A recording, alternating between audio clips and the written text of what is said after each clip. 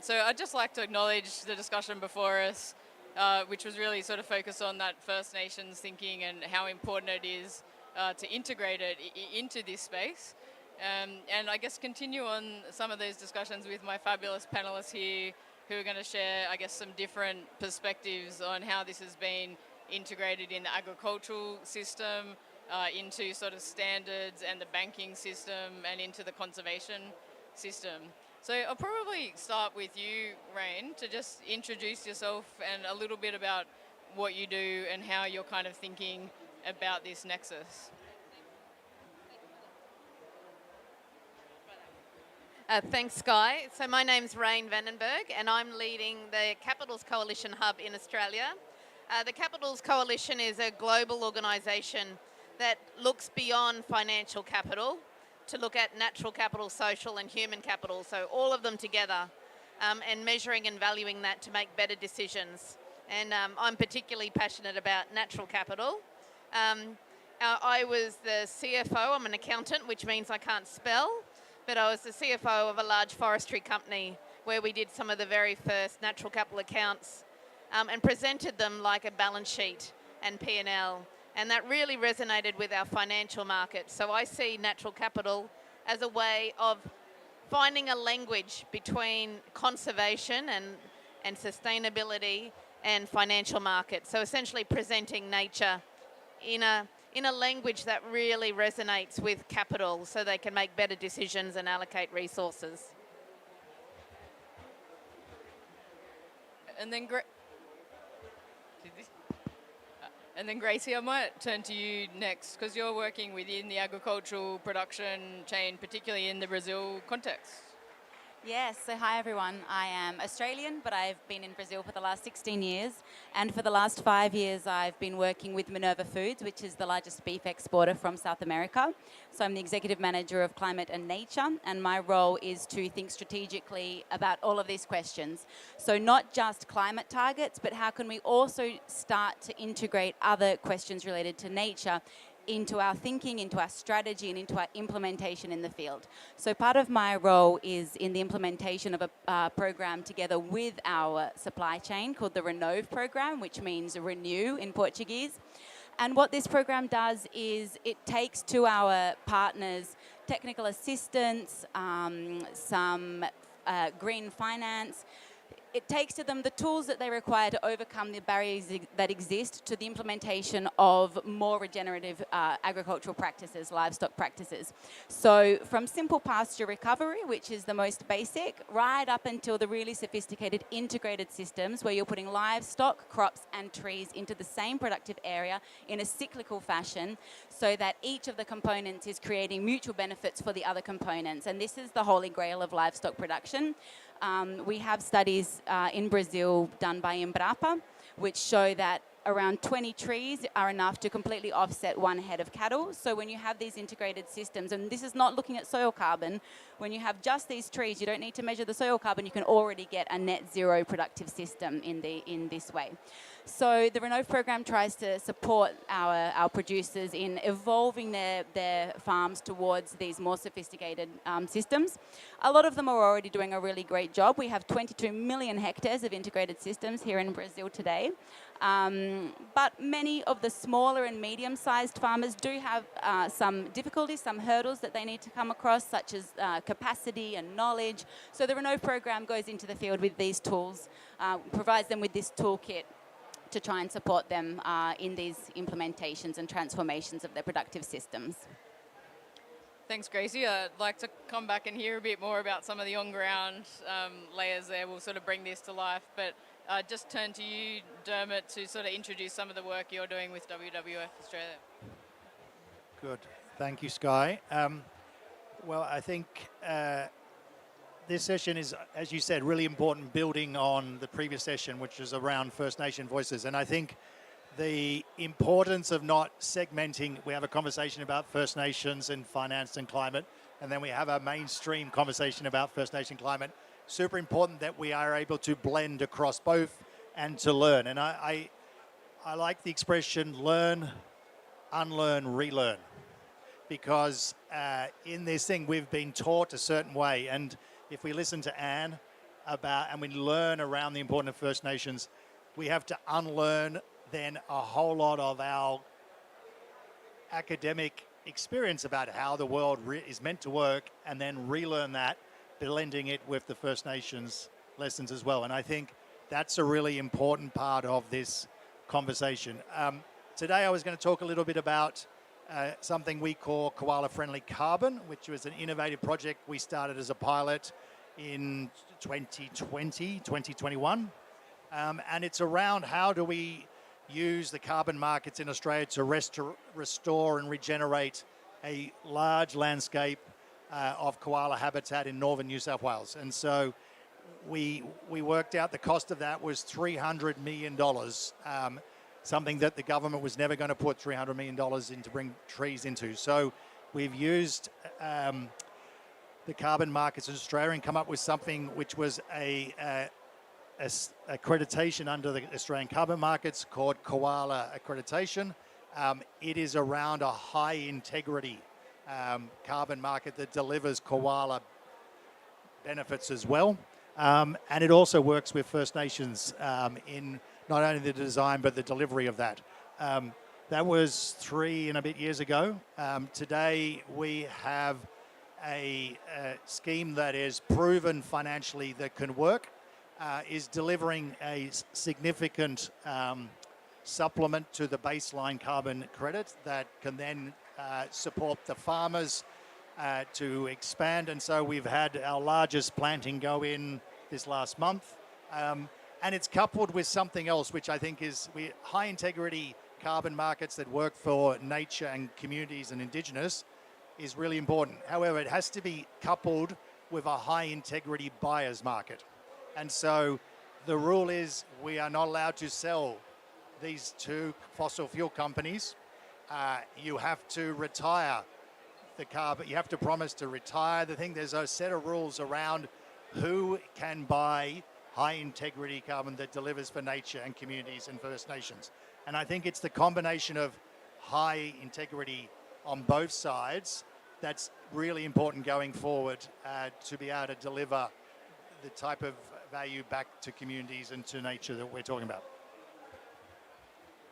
Maybe just building on some comments that Dermot made there, and I love the 20 trees to 1 cow analogy, that in the Koala Friendly Carbon Initiative, one of the questions often is how is it nature beyond carbon if you're planting trees? So I guess a carbon project in Australia would need, say, 4 species of trees and about 200 stems a hectare, but the koala habitat is 26 species of trees and 1,200 stems a hectare. The rainforest one is 200 species of trees and 3,000 stems a hectare. So sort of doing carbon and nature does actually have a cost, and then a benefit that you've been doing a lot of measurement of rain. So I'd love to hear a little bit more with the Capitals Coalition and some of the work that you've been doing to kind of get that on the balance sheet with Farming for the Future. Yeah, so very much we're about, there's a program called Nature on the Balance Sheet. That's an international campaign essentially. It's driven by the Capitals Coalition, but essentially it's been adopted by many people around the world. And this is about really truly linking landholders and stewards of land and sea and finding a pathway to get it into central bankers. So it's looking at both ways. So we go, how do we move from the TNFD assessments where businesses are looking at their risks and opportunities, impacts and dependencies, that language that business already knows, building it through natural capital accounting where we're measuring it and valuing it. And then how do we then get it onto financial statements? Because that's what really talks to the financial markets. So how do they actually become assets? How does nature actually become on the balance sheet per se, that it's not seen as a cost, it's an investment in the same way that people invest in other infrastructure on farms or, you know, etc. They would look at nature and trees on farms in exactly the same way. And then we're also looking at central bankers the way down. So we're saying, well, you can do that, but unless you've got the policy mechanisms and the products, financial products, to make those revenue streams real, it won't be sustainable. So we're working with central banks for them to acknowledge the kind of products they need to develop and the policy settings that each of the jurisdictions and internationally need to have to really support those markets over the long term. So that's called nature on the balance sheet. I suppose what will be really interesting for this conversation around agriculture is some work that we did in Australia last year. There's a pretty amazing research project called Farming for the Future, and if you haven't seen it, it's world leading. It was one of the first projects I've seen internationally that measured natural capital over a number of years on farms. They were grazing properties, about 130 of them over 6 years. And whilst they were measuring natural capital, they were also measuring profitability, productivity, and resilience. So many research projects do one, or they do the other. This one did it together. And the punchline is that trees on farms actually created, on average, about 2.5% increase in profit, bottom line profit. So don't even worry about nature markets. That's just the icing on the cake. What they were saying is farmers in grazing properties across Australia, there was 4 main regions, were saying that they were seeing better profits from having trees integrated in their farming systems. Now, you put that in the context where agriculture productivity in Australia has flatlined for 10 years, that 2.5% translates to another $5 billion a year for farmers in Australia. And then if you then look at the social benefit of that to society, of that additional biodiversity and the other benefits beyond just carbon, you know, water filtration, habitat for bird life, you know, essentially a whole lot of other, that could actually be up to like $800 million of additional benefit a year. So you start finding this really clear narrative of why we need to invest in trees on farms beyond just markets. There is a role for markets to give those price signals, but this research was very powerful to say there's also this win-win sort of zone where it's good for farming, productivity, and then if we want to do more beyond that, that's where the markets kick in. I think very consistent with that, about 2 years ago, we did a study at Climate Friendly with Charles Sturt University, and that showed that 80% of farmers who did carbon farming or carbon farming-like regenerative activities were more financially resilient through the recent periods, both because of sort of diversified income sources and their mainstream production was higher. So it probably brings me to a question for you, Gracie. 20 trees to 1 cow. Often it's very hard to sort of change thinking that trees versus cow instead of trees and cow. So how have you been sort of working that through your production supply partner chain? Yeah, so there are some cultural barriers to this, but more than cultural barriers, I would say that there are logistical barriers, because trees on farms make a lot of sense in some regions and they don't make a lot of sense in other regions. So if you're going to be looking at implementing a large forested area within your grazing area, you do need to have somewhere for that wood to go eventually when you take those trees out and put in the next round. So you do need to live close to a Suzano or some other cellulose company, which is not true for every region. If you don't have that, you can only really raise enough timber for use on your farm for fencing. Otherwise, you're just going to have these big trees that are eventually going to fall down, and that's going to become a problem. So the integration with trees is not appropriate for every part of the country. But we do have these alternative systems where you have the integration with the crops. This is something that is widely applicable, because you can alter the crops that are being used. So you have from sunflower to sesame to soy to corn being planted inside these pasture systems. But when you talk about the barriers for trees, I think that the economic arguments that exist, and we know this, really do help this, because when we plant trees on farms, we are getting better animal welfare because the animals have shade and therefore they're growing faster and they're not getting ill. So you're getting higher productivity rates. So when farmers do start to see the returns on this investment in the tree system, they realize that this isn't a dichotomy at all. This is something that actually is, everybody wants the same thing. People look at it through different lenses, but it actually all comes out being the same thing at the end of the day. So I think, Dermot, part of the Koala Friendly Carbon Initiative was not only about sort of the improvements, and I think we've heard there are some good production improvements, there are some good improvements from getting this on the balance sheet, but there's still the upfront cost. And so a big part of the Koala Friendly Carbon was trying to tackle that and have innovative ways of actually getting the upfront capital kind of into these projects. Is that something you could step through a little bit? Yeah, I can talk about that, Sky. So the conversations that we have with farmers in this area, which is in northern New South Wales, was a lot around, the farm productivity was the first bit. The second bit was this community had been part of a broader effort of replanting trees for koalas over the last 5 to 10 years. And so there was a lot of interest by the farmers to do this, but the funding was not there. And so part of what we were able to do in Koala Friendly Carbon is to cover the upfront costs of getting this into farm, helping them to put it into a whole of farm plan. So to put those plantings in places that made sense from their agricultural needs, but also from a biodiversity need in terms of being able to join up the planting so that we get koala corridors, so that we can start to join the genetics of the koalas and create large areas for them to move around with. And the power of that has been twofold. First of all, farmers saying, wow, I'm now getting income from a piece of land that was pretty agriculturally dead. It wasn't giving me any value.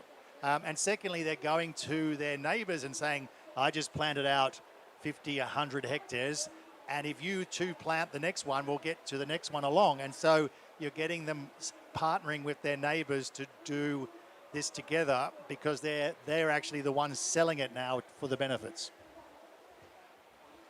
So I think, Rain, as the accountant, noting that challenge of sort of getting it on the balance sheet, but even when it is of upfront capital, how do we actually, help connect the system now so that the money flows up front for these changes? So we're very much the same. We're trying to work out how we actually fund. You can say to a farmer, trees on farm, you'll get more productivity, more profit. There is a lag time and there is an upfront cost. We also need the rest of the ecosystem, the financial ecosystem, to work with farmers on this. So we were doing some work last year that taking that research and making sure it went in front of the bankers who were writing the loans to be able to get that as make it be seen as part of the collateral. And so that was a really powerful way of saying it's not just about trees on farm for the good of nature. This is about increased productivity, and we've got research now that says there's an increase in productivity when you've got trees on farms. But the exciting bit was getting in front of the property valuers for the agricultural land valuers, who have traditionally seen forested land on farms as having very little productive value. And we were able to convince them that even though there were some trees there, the rest of the land was actually much more productive than having essentially pasture from fence to fence. So we're starting to challenge traditional thinking, where traditionally they'd say, right, we'd give you $10,000 a hectare for 100 hectares of pasture. What we're saying now is if you had 80 hectares of pasture and 20 of trees, like a shelter belt or something, we actually think those 80 hectares are actually more profitable than the 100. So they should have a change in their valuation rate. So we thought we were going in having a valuation conversation, and we did. We've started, some real leadership from bankers around Australia that are now asking their valuers to consider natural capital when they're making land valuations in the same way they consider a dam or a fence or productive capacity, which is a really exciting systems change. But equally, the bit that we didn't expect, which was great, was actually having the risk assessors of the banks actually heavily involved. And they're now realising there's a whole lot of embedded risk of not getting this done. That comes back to resilience, right? And the study you were talking about, Sky, that Trees on Farms actually gets these farms through droughts. It gets them through the hard times. And that's all adds to making them much more bankable for the finance up front. Yeah, I think we've got a long way to go, but we're also seeing the insurers sort of starting to think about it in Australia, but it's early days. So maybe switching tack slightly to just, I would like to hear a little bit more, Gracie, around any thinking you've done on insetting in the climate space as well. Like in the Australian context, agricultural emissions are 20% of our emissions, so it's not really a sideshow, it's a main part of the game. But it's very challenging because there's 77,000 properties, so it's not the same kind of system in the safeguards, liable entities. I think it's 200 companies are about 40% of our emissions, so it's a very kind of different ball game to work with land managers. So, just keen how you're thinking about that. Is this an in-setting activity? Is this sort of selling into other parts of the market, or how's it working in Brazil? Yeah, we share many challenges, right, as being these continental-sized countries, very largely based on agricultural exports, and with a large portion of our national emissions coming from land use change and agricultural production. So here, in the Minerva case, the Renove program is an insetting program, so the gains that we measure at the farm level do contribute to our Scope 3 reduction targets. We do have a subsidiary company called My Carbon, which is focused on the generation of carbon credits for the voluntary market through soil carbon, so using agricultural land management methodologies. Not necessarily for Minerva, but for all other companies who have emissions related to land use change and who would like to be able to use carbon credits to compensate those emissions if they aren't able to do that themselves. So that's a separate business, and the Renove is really 100% focused on the insetting aspect. This is a hard conversation for many actors to wrap their heads around. So our supply chain doesn't really understand these things, right? So for them, the conversation is always about efficiency and productivity. What are they going to get from these practices? We find very interesting conversations with our clients. So large fast food chains, supermarkets who have their climate targets are also looking to us as their Scope 3 to share with them our reductions. So we are piloting some sharing of these reductions throughout the supply chain with third-party verification, not carbon credit standards, but still, highly rigorous, scientifically credible ways of doing this, which do lower the transaction costs that are associated with carbon credits, because these transaction costs basically make carbon credit projects inviable if you're looking at the entirety of a Scope 3 of a company like Minerva. So yeah, there are a lot of different challenges, but I think there are a lot of opportunities, particularly in the soil carbon part of this, which is also where the big challenges lie, because I think that the measurement of soil carbon through remote measuring, the technology is not quite there. We've actually done some work with a couple of Australian companies. I think there's some technologies coming out of Australia that are really interesting. So we've tried a few of these and piloted a few areas where we have our carbon credit project, so we actually do have soil samples, and then we were able to do a comparison between what the modelling was saying and what the ground truthing was saying, and help them to calibrate their models. And after calibration, the models worked perfectly, but before calibration, there was really big differences. So we do need someone to cover this cost of large-scale soil carbon sampling. And I think that we need to work on collaboration. So, for example, Embrapa Soils here has a huge library of soil samples. So I think that maybe some kind of a collaborative work on the calibration of these soil carbon models could be a really productive thing. But for the time being, I'm not confident enough in them to use them for my reporting. So unfortunately, soil carbon, we do map it using our technology that we have here in Brazil and in actually all of Latin America called soil grids. So we map it, but we are not using this for claiming yet because there's too much uncertainty around these numbers. And for scope 3, there's another complication, which is that many agri-food companies don't actually measure land use change in their scope 3 emissions. They're only looking at the methane. So when you look at that, it's simplified because methane is easier to measure and it's actually easier to reduce. So when you reduce the slaughter age of the cattle, you are instantly reducing their methane footprint, and the reducing slaughter age comes through the sustainable intensification of the productive system, which I mentioned previously. And now with this added extra of the feed additives, which we're seeing also a lot coming out of Australia, and we also have partnerships with Australian companies in that sense. So I think that the methane aspect of insetting is a more simpler way to do things. So it's somewhere where we need to put a lot of focus to get really big returns in terms of the global warming effect of methane in the short term. Yeah, look, definitely a lot of shared challenges because I think we're still really trying to drive commercialisation of those new sort of methane reduction opportunities in the ag sector in Australia. I'll open for questions in a minute, so get ready if you've got some. But maybe just pass to Rain and Dermot if you'd like to comment on any of these issues around insetting and I guess the data sharing challenges, which are quite common. So I'm doing a lot of work as an accountant. I look at balance and sustainability in a balance sheet. So I'm doing a lot of work at the moment with the international forestry companies that are essentially measuring their carbon sequestration and emissions themselves, as well as the carbon that's embodied in their products, especially in long life products that are going into building materials, etc.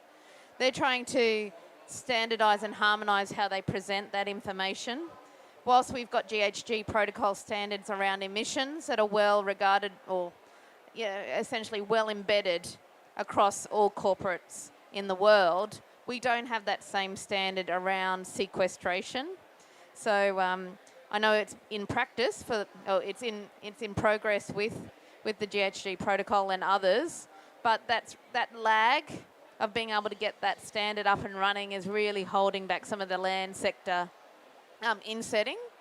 I'd like to see that progress a lot faster. The forestry companies have decided to go ahead. They've got a really strong story, credible story.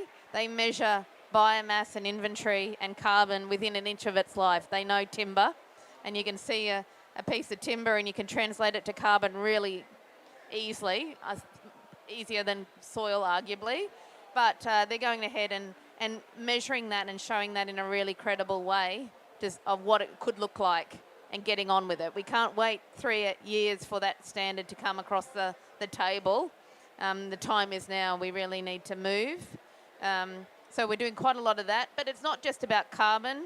We're also doing work around the conservation areas and the value those estates are giving to conservation, water quality, water quantity, recreation, air quality, and the provision of productive timber as well. So we're going to measure 7 of the most material ecosystem services between now and COP31.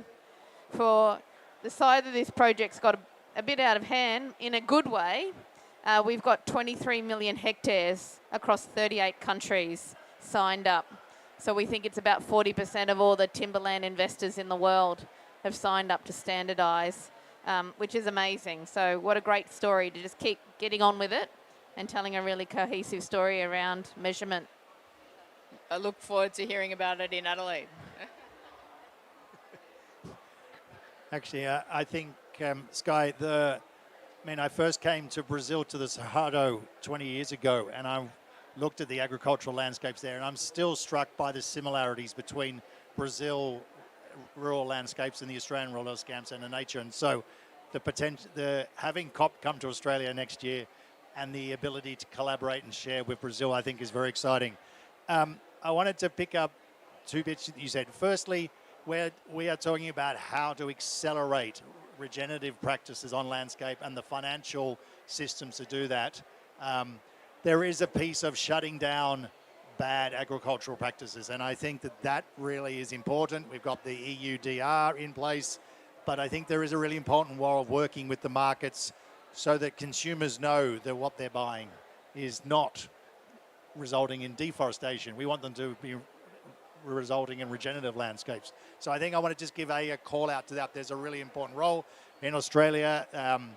Greenpeace, the Australian Conservation Foundation, WF, and a group work with the supermarkets to try and put the rules around what they will buy to stop deforestation. So that's a complementary piece to what we're talking about. The second bit is a initiative I work on globally, which looks at the ability to use new technologies, particularly AI and blockchain, and a suite of technologies to verify in real time sustainability claims, for example, in deforestation. So we look at deforestation in coffee and be able to get down to literally the 10 kilo bags from farm gate and be able to verify that through the supply chain and be able to tell in real time whether that coffee is coming from a deforestation global trigger.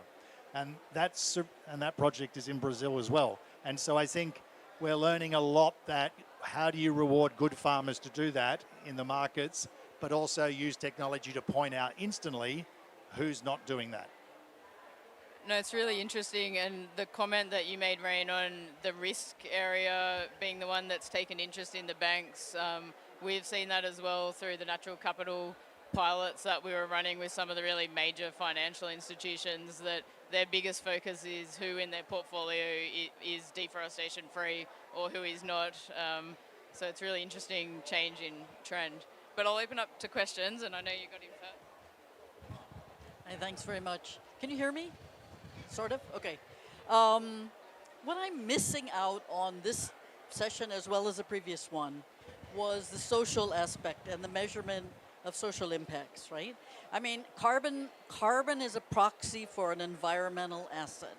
And I say this because we manage the W+ standard, which is the only standard in the world that measures women's empowerment results. We can tag a W+ credit onto a carbon credit, for example, but I'm not sure that's very relevant here for a discussion in Australia, or maybe even in Brazil amongst livestock managers and pastures. Anyways, I just wonder if you've given any thought to the S in the ESG and how it gets measured. Yeah, I'll take that one because that's very much what the Capitals Coalition is all about, that it's not just about natural capital, it's social and human capital as well, and measuring that impact. When we talk about measuring and valuing, we're actually putting a monetary number on the impacts, both positive and negative. So we're moving beyond metrics, tonnes and litres and hectares, to actually talk about what the social cost or the social benefit of businesses is. And you get a totally different conversation in a boardroom or with your investors. Instead of saying, oh, that's 20,000 tonnes of CO2 emissions, you say that is a $5 billion cost to social health and well-being and climate change. That conversation, they're wired to make decisions based on monetary value. And investors chase value. They chase opportunity, and they're about protecting value. So reframing, we're hoping, a lot of the work that's been done over many years at the Capitals Coalition and our partners globally, you can see this evolution where it's going through early work through the TEEB for agriculture. Now, that became the Natural Capital Protocol, that's become the TNFD, and last week it got announced that it's becoming the new standard for ISSB, which as an accountant, that gets me very excited because that's going to drive financial markets. But it's very much the valuation is not just the value to the business. When we talk about capitals and valuation, it's about the value to society, both good and bad. So we're valuing those externalities, but also valuing the benefits, that good practices. So, if you've got your amazing program in your company, we can actually articulate what that return is of that investment at a social, human, and natural capital. So it's a really great question, and I think for example, in Quality Friendly Carbon, we do spend time looking and making sure that the social aspects of this not only are built into the design, working with communities and First Nations, but are part of the benefits of doing that. The work that we do in biocultural work, and talked earlier about the Kimberley, a lot of that is driven by indicators that are social indicators that are linked to biocultural outcomes through that.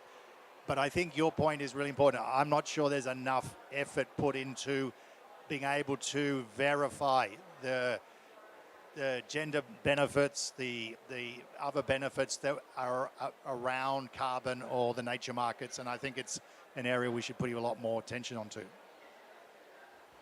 I want to share an example. So the government recently auctioned a large amount of public money to the banks in a fund called Eco Invest, and this is going to be cheap money for agricultural transformation.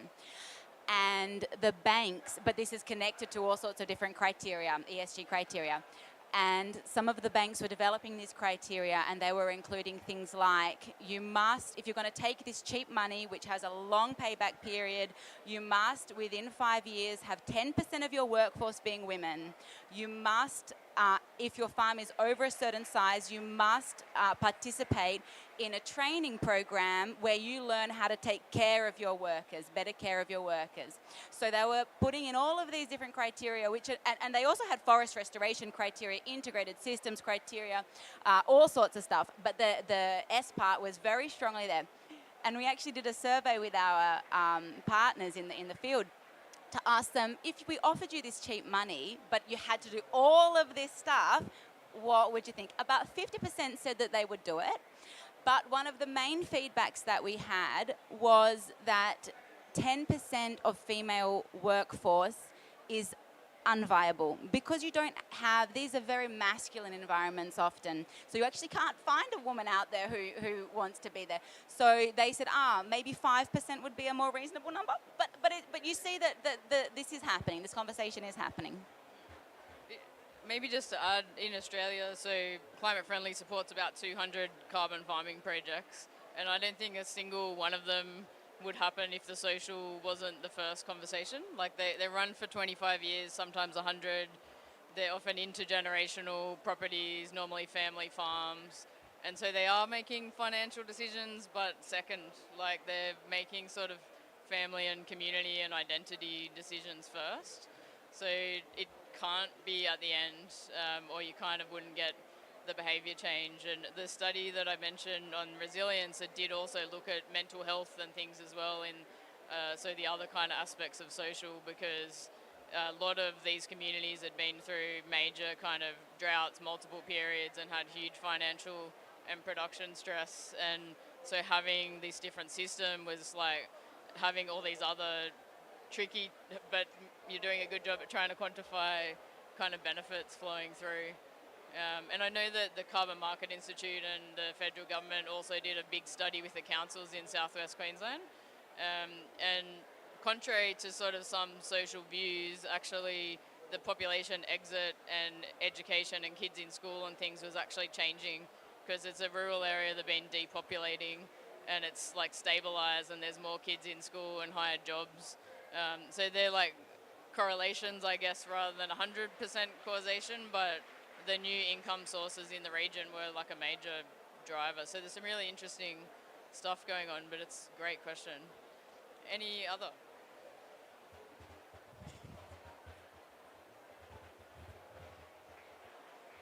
Thank you very much for another new information about Australia's situation, because I'm Japanese. I'm ex-WW.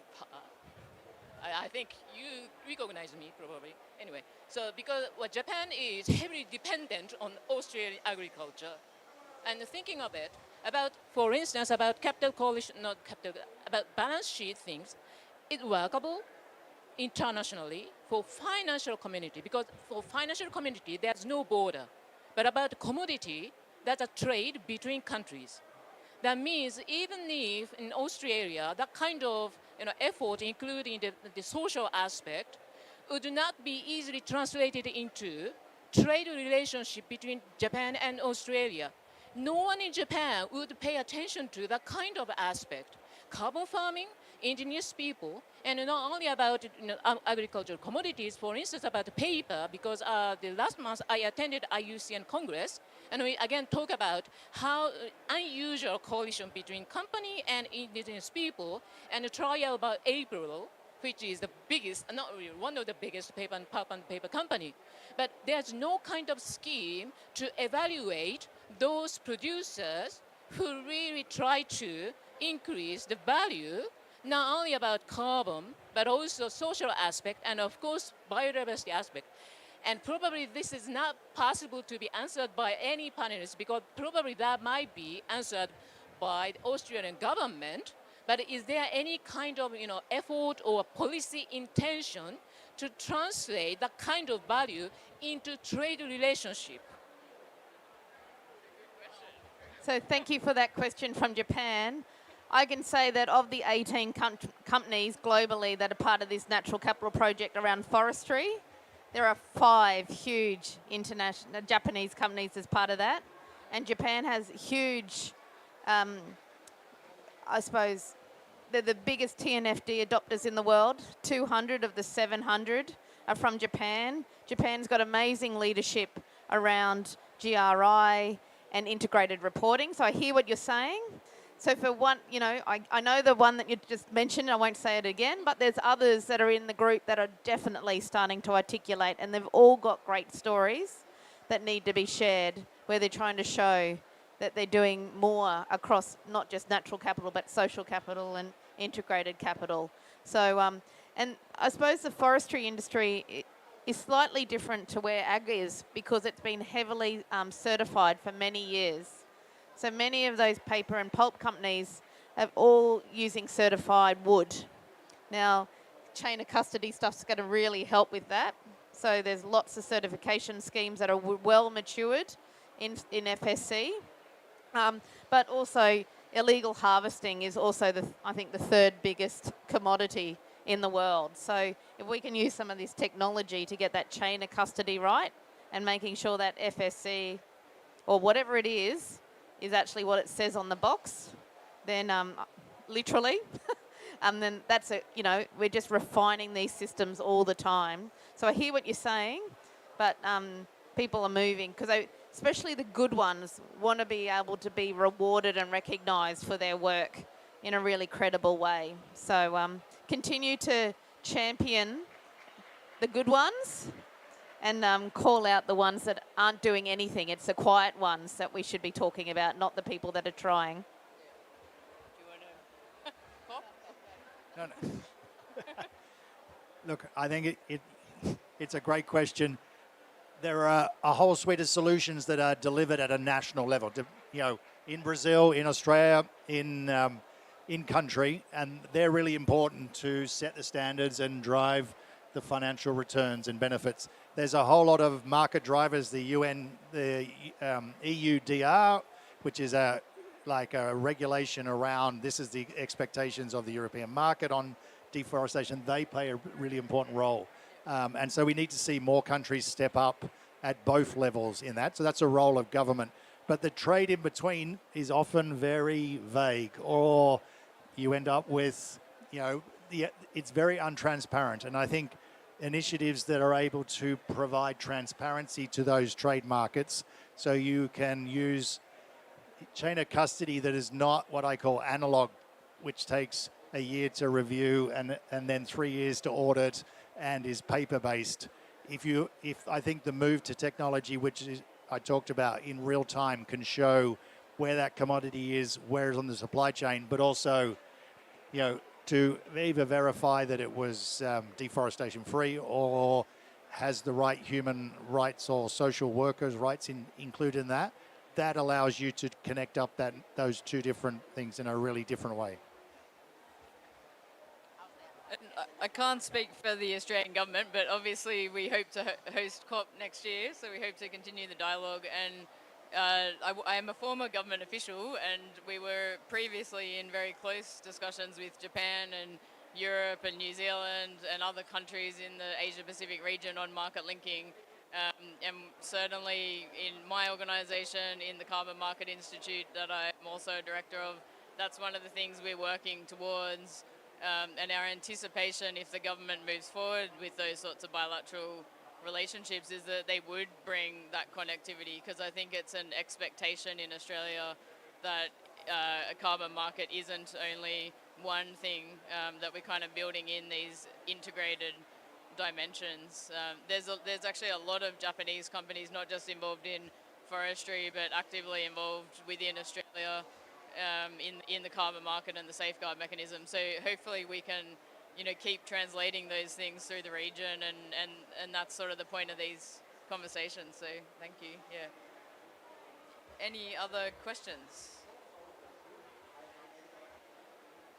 No, well, I might just invite you to make sort of some last comments. Is there any key hopes for this COP on sort of how we can keep driving this forward? Because we tend to sort of run these isolated discussions still. This is the climate COP. I think we've already had this year's biodiversity COP, and agriculture is often still a bit of an afterthought here. But is there any sort of hopes on how we can drive this forward? I'll start. What I love about this COP, this is my first climate COP. I've been to biodiversity COPs, but I love the Indigenous element to it and the traditional knowledge coming into strongly. You see it everywhere. I think we can do more of that to embed it into every conversation, but that's exciting. And the fact that nature and nature-based solutions are getting time. I think we've talked about renewables and biofuels and things for a long time. We've got this large sector that's really going to be difficult, and food security and food system transformation that we're going to have to address. That's central to all of this. Feeding and shelter for the people of the world.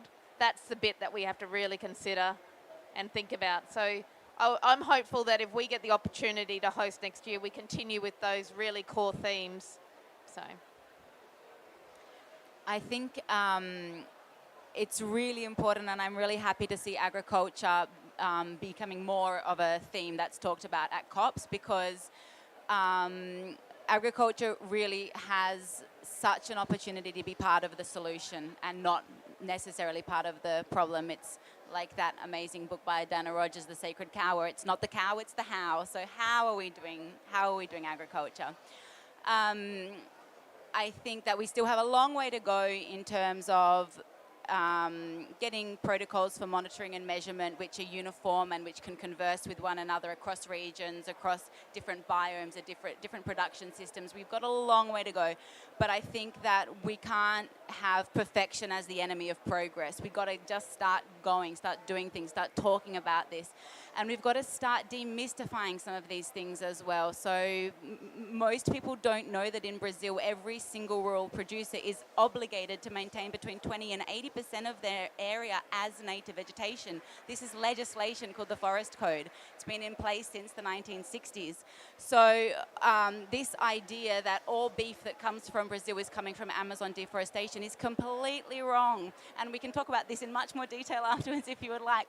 But there are much more nuanced and complicated things happening in terms of deforestation, particularly in the Amazon biome. Which are not necessarily directly related to cattle production, but it's much more related to land speculation. So I think that we have a really long way to go in the agricultural section in terms of sharing these stories and these truths and demystifying some of these things.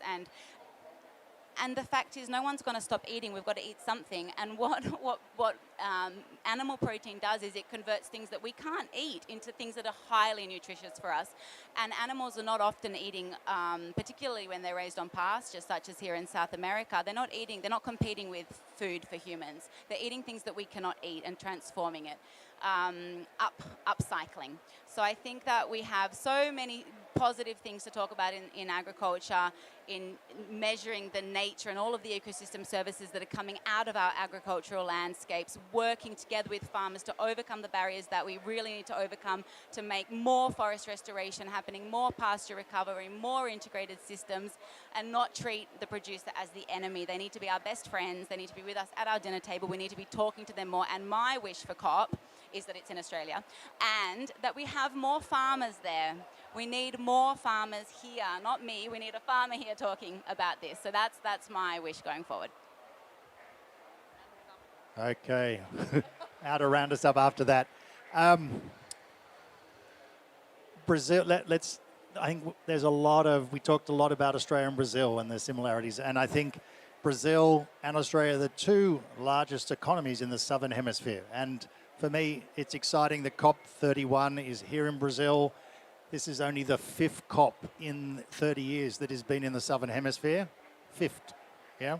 And so, you know, in Australia, we talk about being a renewable energy superpower. Brazil on renewable energy superpower number 2, which is very similar to Australia. We talk about being a nature superpower and our nature thing, and I think both countries have the opportunity there. But we also heard in the previous session, we have the potential to be an indigenous superpower as well. And so I think those 3 superpower strengths are what makes COP coming to Australia and Adelaide next year super exciting. Well, please thank me in joining the panelists, and yeah, we look forward to seeing you in Adelaide to continue this integrated conversation. So